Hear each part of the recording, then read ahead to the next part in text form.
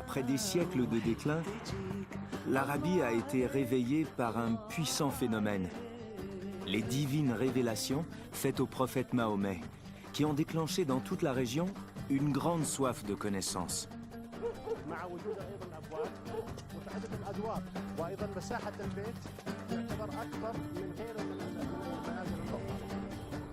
Mahomet est né à la Mecque en l'an 570.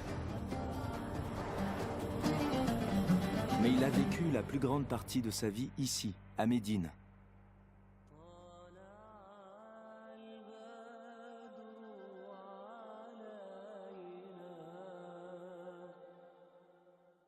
La mosquée du prophète, à Médine, est colossale. Mais on peut presque y ressentir sa présence.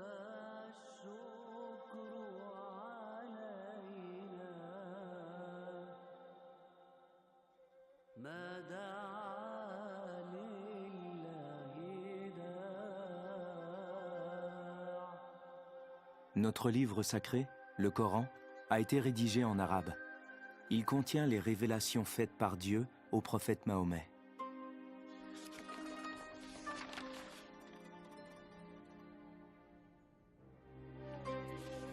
Comme les Juifs et les chrétiens, les musulmans croient en un Dieu unique, le Dieu d'Abraham. Ils révèrent aussi les prophètes bibliques comme Abraham, Moïse et Jésus. Le Coran incite ses adeptes à lire et à étendre leurs connaissances. Cette simple injonction, celle de comprendre le monde, a eu des répercussions énormes et a entraîné l'Arabie vers son second âge d'or.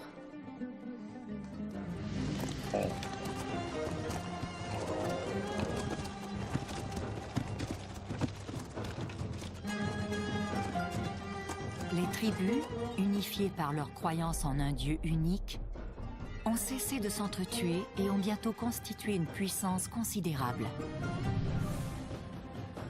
Elles ont conquis des territoires plus vastes que ne l'ont fait les Romains et en la moitié moins de temps.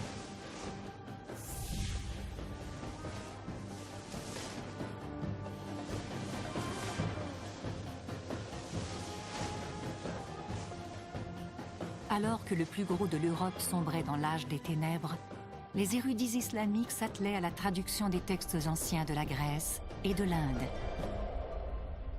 La première semence du nouvel âge d'or fut plantée sur le sol de l'Arabie.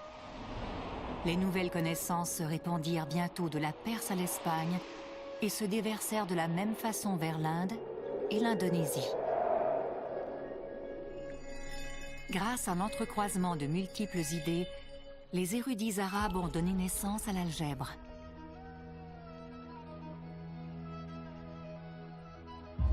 Les fondations de la science furent solidifiées grâce à la venue de Ibn al-Haytham. Ses théories sur la gravité et les lois du mouvement précèdent celles d'Isaac Newton de presque 700 ans. Il rédigea plus de 200 ouvrages qui ont révolutionné les domaines de la physique et de l'optique.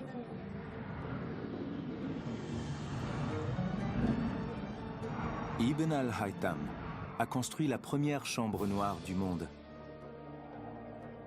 Il expliqua, le premier, comment l'œil voit. Et ses travaux de pionnier dans le domaine optique ont mené aux télescopes et aux caméras, comme la mienne.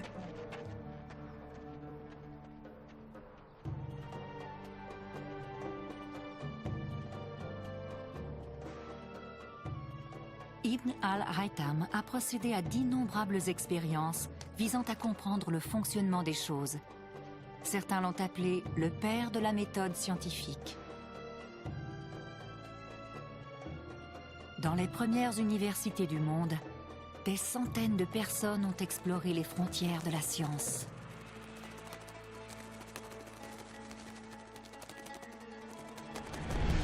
Une fois que Jabir ibn Hayyan eut donné son essor à la chimie,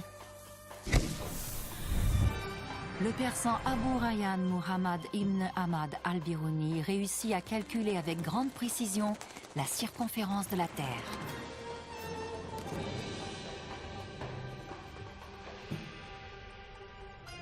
Ces érudits précurseurs furent parmi les catalyseurs qui déclenchèrent quelques siècles plus tard la Renaissance européenne.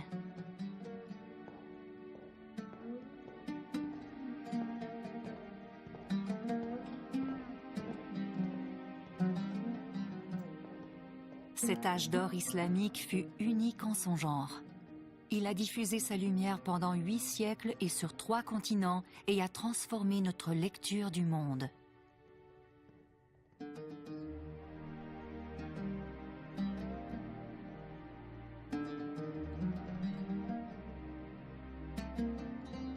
Mais des invasions armées et le dépérissement du commerce ont grugé l'empire arabo-musulman et entraîné le long déclin de cet âge d'or.